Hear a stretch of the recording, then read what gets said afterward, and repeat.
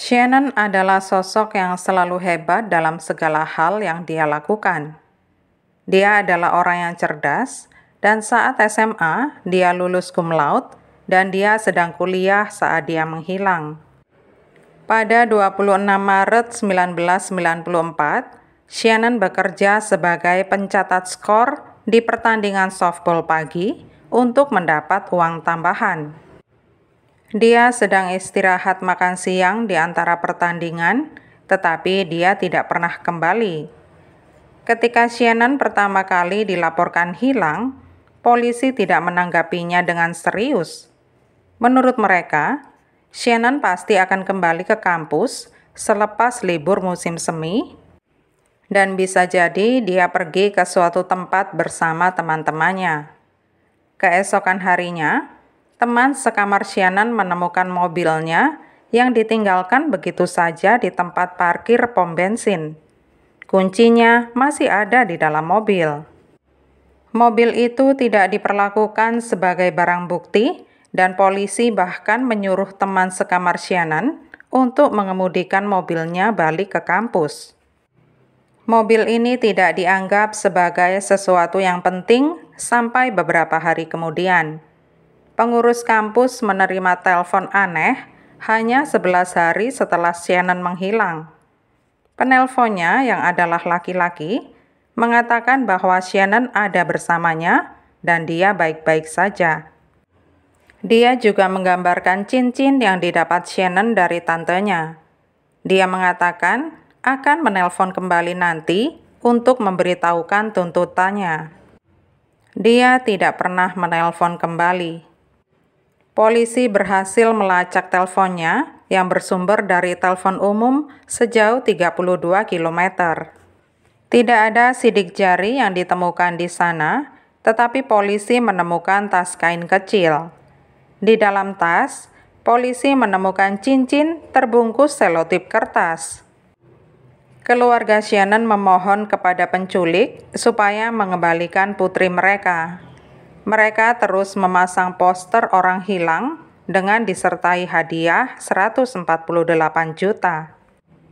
Polisi menanyai semua orang yang saat itu berada di lapangan softball di hari Shannon menghilang.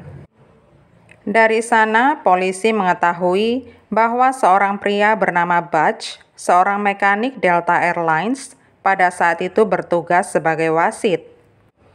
Butch rupanya tidak bisa mengalihkan pandangannya dari Shannon, dan bahkan selama pertandingan berlangsung, dia bercakap-cakap dengan Shannon. Butch pun diinterogasi oleh polisi. Dia mengaku telah berbincang dengan Shannon, tetapi tidak melihatnya lagi setelah pertandingan.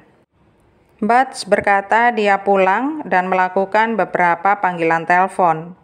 Polisi memeriksa catatan teleponnya dan ternyata benar. 6 bulan setelah Shannon hilang, polisi kembali ke rumah Butch. Di sana pernah terjadi kebakaran yang bermula dari salah satu kamar di lantai atas rumahnya. Butch mengklaim dia mengalami kecelakaan dengan penyedot debu. Butch mengajukan klaim ke perusahaan asuransinya. Tetapi sangat jelas bagi polisi kalau itu adalah pembakaran disengaja. Ada akselerator yang dituang ke lantai dan kemudian dibakar. Polisi juga menanyai tetangga Butch. Tetangga mengatakan kalau Butch menyalakan api unggun pada malam Shannon menghilang, dan itu sangat aneh buat mereka. Polisi membawa surat perintah untuk menggeledah halaman belakang rumah Butch. Sebuah alat berat telah digunakan untuk menggali lubang api unggun.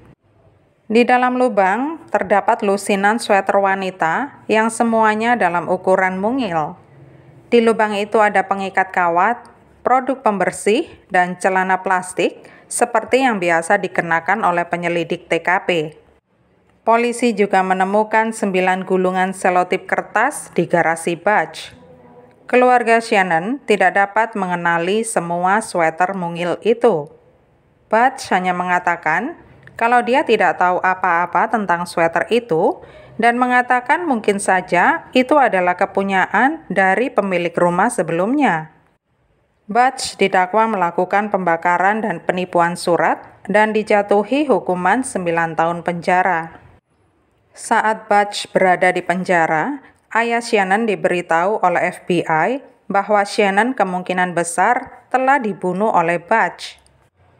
Kasus Shannon menjadi kasus beku, dan kemudian hampir 1 dekade, kasusnya kembali dibuka. Butch akan segera bebas dari penjara dan ada desakan di pihak penuntut supaya kasus ini diperhatikan lagi. Petugas John kembali mencermati kasus Shannon. Dia mulai dengan melihat tas yang berisikan cincin Shannon. Cincin tidak memiliki bukti forensik, tetapi tas itu menyimpan beberapa petunjuk penting. Tas tersebut diproduksi oleh suatu perusahaan dan hanya satu perusahaan di Atlanta yang membeli tas ini. Dan Delta Airlines membeli tas dari sana untuk mengirimkan suku cadang mesin kecil. Perlu dicatat, Butch bekerja sebagai mekanik di Delta Airlines saat Shannon menghilang. Tas kain serupa ditemukan di meja Butch selama penyelidikan awal. Tas itu dibandingkan dengan tas lain yang berisi cincin. Tas-tas tersebut sangat konsisten bentukan dan ukurannya. Bahkan, pola tenunannya juga selaras. Selotip yang ditemukan membalut cincin Shannon dibandingkan dengan gulungan selotip di rumah Butch dan cocok. Demikian halnya dengan permukaan perekat dan pelapisnya yang konsisten. Ditemukan juga partikel logam kecil di selotip kertas itu. Sebuah spektrometer inframerah digunakan untuk melihat lebih dekat. Partikel-partikel itu berasal dari paduan nikel tembaga. Paduan khusus ini digunakan oleh industri kedirgantaraan dan Delta Airlines menggunakan bahan-bahan ini untuk melapisi bagian-bagian mesin jet. Paduan yang sama ditemukan pada gulungan selotip yang ditemukan di garasi Butch. Polisi yakin Butch telah mencuri tas dan selotip kertas dari tempat kerjanya.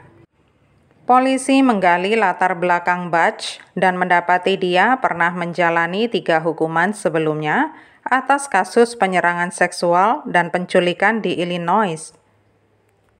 Mantan istri Butch bersaksi melawan dia atas penyerangan seorang gadis berusia 14 tahun. Istrinya mengatakan Butch mengikat tangan dan pergelangan kaki gadis itu dan menutup mulutnya dengan plester. Butch didakwa atas pembunuhan Shannon pada 2004. Penuntut meyakini bahwa Butch bertemu Shannon di pertandingan softball dan langsung jatuh suka. Mungkin mereka sempat makan siang bersama dan Butch membawanya pulang ke rumahnya. Saat berada di rumahnya lah, Butch mencoba merayu Shannon, tetapi karena dia menolak, maka Butch menyerang dan membunuhnya. Diyakini bahwa Butch telah mengkremasi tubuh Shannon di lubang api unggunya. Jenazah Shannon tidak pernah ditemukan. Setelah melakukan pembunuhan, Butch mengendarai mobil Shannon ke pom bensin dan meninggalkannya di sana. Selanjutnya, dia menelpon beberapa nomor demi membangun alibinya. Butch dinyatakan bersalah atas kejahatan pembunuhan dan dijatuhi hukuman penjara seumur hidup. Butch adalah orang pertama di wilayahnya yang dihukum karena pembunuhan tanpa mayat dan tanpa TKP. Pengajuan pembebasan bersyaratnya ditolak, dan dia baru dibebaskan bersyarat lagi pada tahun 2025. Adalah jauh lebih baik kalau Butch dipenjara selamanya.